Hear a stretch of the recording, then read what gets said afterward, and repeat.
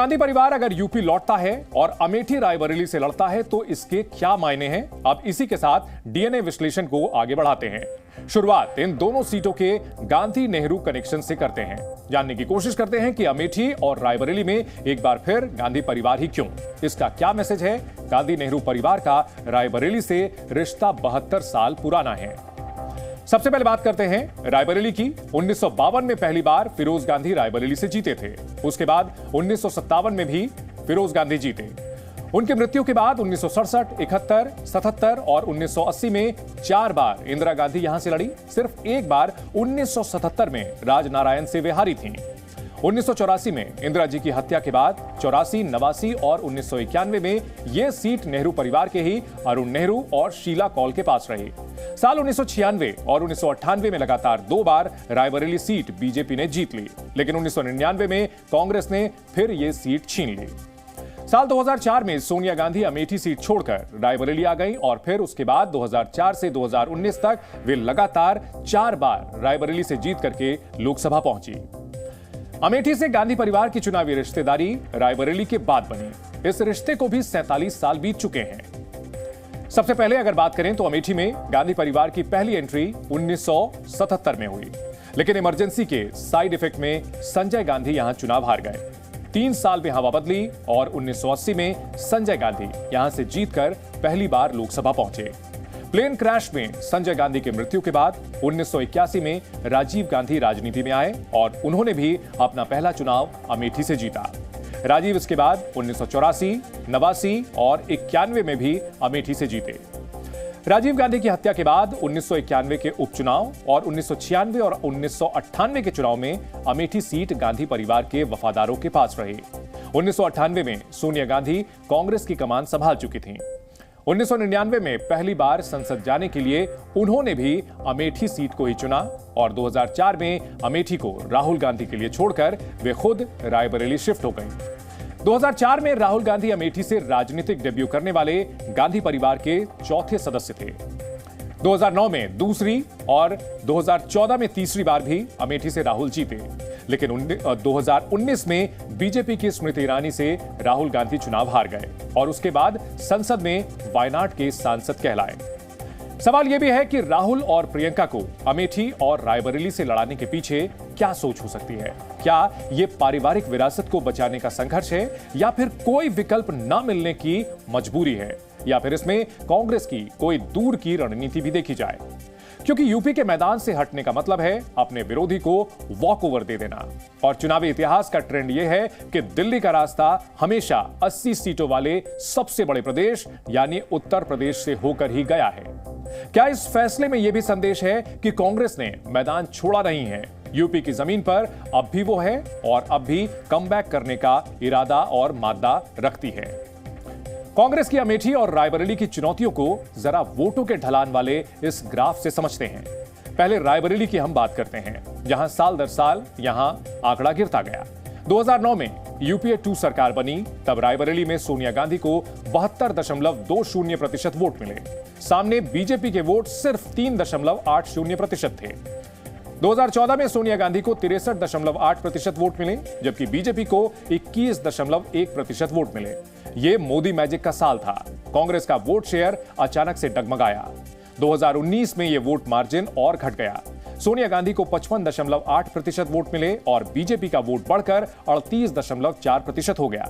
यानी 10 साल में रायबरेली में कांग्रेस के वोट 16% घट गए और बीजेपी के 35% बढ़ गए।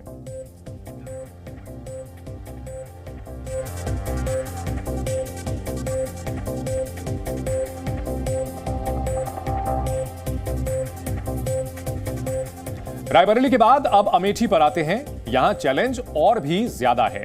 अगर बात की जाए 2009 की, तो राहुल गांधी यहां दूसरी बार अमेठी से लड़े तो उनका वोट 71.8% था, जबकि बीजेपी को सिर्फ 5.8% वोट तब मिले थे। 5 साल बाद 2014 में राहुल गांधी के वोट घटकर 46.7% रह गए, जबकि बीजेपी के बढ़कर 34.4% हो गए। 2019 में तो बाजी ही पलट गई। बीजेपी 49.7% वोट लेकर अमेठी जीत गई और राहुल गांधी 43.9% पाकर अमेठी से आउट हो गए। कुल हिसाब देखें तो 10 साल में अमेठी में कांग्रेस का वोट 28% घट गया, बीजेपी का 44% बढ़ गया। भारत भावनाओं का देश है।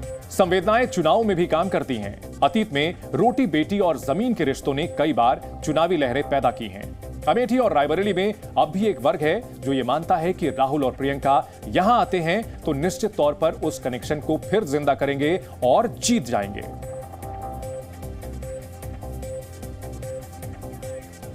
तो जाहिर सी बात है, अमेठी और रायबरेली को लेकर के अभी तक तस्वीर पूरी तरह साफ नहीं है, लेकिन सूत्रों के हवाले से यही माना जा रहा है कि राहुल और प्रियंका यहां से उतर सकते हैं। ये राहुल जी का क्षेत्र है, राहुल जी का घर है और यहाँ जन जन में राहुल गांधी हैं। कि जो अमेठी की पहचान चली गई है 2019 में, इस 2024 में अगर मौका मिलेगा तो उसको वापस लाएंगे। एक विश्वास है, आत्मविश्वास है, राहुल गांधी जी अमेठी से चुनाव लड़ेंगे और जीतेंगे। यहाँ की जनता चुनाव लड़ रही खुद ब खुद राहुल गांधी जी के लिए। उधर बीजेपी ने भी 2014 के बाद से ग्रास रूट पर जाकर अमेठी रायबरेली में कांग्रेस की जमीन खिसकाई है और अपनी जड़ों को मजबूत किया है। दोनों पार्टियों के वोटों का ग्राफ भी आपने अभी देखा। इसलिए बीजेपी दावा करती है कि कांग्रेस के लिए ना यूपी में कुछ बचा है और ना ही अमेठी रायबरेली में। तो जाहिर सी बात है कि आंकड़े भले ही कांग्रेस के खिलाफ जाते रहे हैं, पिछले कुछ समय से आंकड़ों में वोट प्रतिशत में गिरावट देखने को मिली है, लेकिन अभी भी पार्टी को उम्मीद है कि भावनात्मक जुड़ाव 2024 में निर्णायक साबित हो सकता है। आने दो। मैंने सुरेश से कहा, सुरेश मात्र जगदीशपुर ब्लॉक में लगभग 20,000 मीटर इंटरलॉकिंग खड़ंजा ये सब लगवाई हो। अगर मीटर खड़ंजा नाली नापा है तो इस बार राहुल जी भी नापे जाएंगे। यहां आपको एक और आंकड़ा देखना चाहिए, उससे आप जान सकेंगे कि अगर बीजेपी कहती है कि यूपी में कांग्रेस का कुछ नहीं बचा तो इसमें कितना दम है। दरअसल 2009 के लोकसभा चुनाव में कांग्रेस को उत्तर प्रदेश में 18.25% वोट मिले थे और उसने 21 सीटें जीत ली थीं। लेकिन 2014 में कांग्रेस के वोट घटकर 7.48% रह गए और उसे सिर्फ और सिर्फ 2 सीटें मिली। वो सीटें थी रायबरेली और अमेठी। 2019 के चुनाव में कांग्रेस की अमेठी सीट भी छिन गई, सिर्फ रायबरेली ही पास रह गई।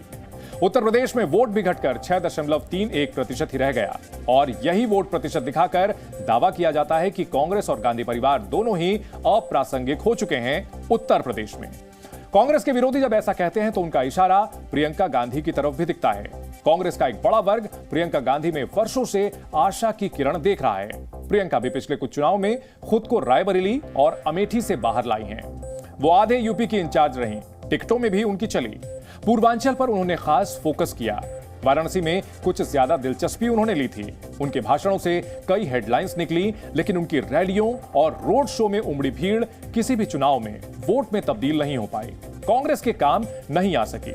लेकिन कांग्रेस काडर में फिर भी भरोसा है कि भाई बहन का यह चुनावी कॉम्बिनेशन सुपरहिट होगा और यहीं से कांग्रेस नई ऊर्जा लेकर पुराने दिनों की ओर लौटेगी। तो जाहिर सी बात है, कार्यकर्ताओं का भरोसा नेताओं की पूंजी होती है, लेकिन सियासत में समीकरणों की बड़ी वैल्यू है। उत्तर प्रदेश में 80-0 यानी 80 सीटें बीजेपी जीते और 0 हो विरोधियों का, यह बीजेपी का बड़ा सपना है। और इतना ही बड़ा सपना है अमेठी के साथ साथ रायबरेली भी बीजेपी के खाते में जाने का। हाल ही में राज्यसभा चुनाव में बीजेपी ने अमेठी रायबरेली के कद्दावर नेताओं को अपनी तरफ लाने में कामयाबी हासिल की। दोनों सीटों पर अखिलेश यादव का समाजवादी वोट बैंक, विशेषकर यादव वोट बैंक, कांग्रेस का बड़ा सहारा है। लेकिन उत्तर प्रदेश में सत्ता के तीसरे ध्रुव यानी बीएसपी ने रायबरेली से यादव उम्मीदवार उतारकर लड़ाई में नया पेच डाल दिया है। जनता भी चाहती है, यहाँ तक कि विरोधी लोग भी चाहते हैं कि यहाँ से गांधी परिवार का ही कोई व्यक्ति चुनाव लड़े। हम लोगों का इस वक्त रायबरेली के हर एरिए से गुजरना आफत है। जिधर से निकलते हैं, भैया कब आ रही प्रियंका जी, भैया कब आ रही प्रियंका जी, भैया कब आ रही प्रियंका जी। गांधी परिवार यहाँ के लोगों के घर में, दिल में बसता है। प्रियंका जी यहाँ से लड़ेंगी और जनता देखेगी और क्या यहाँ से 5 लाख पार होगा। आदरणीय प्रियंका जी जीतेंगी चुनाव।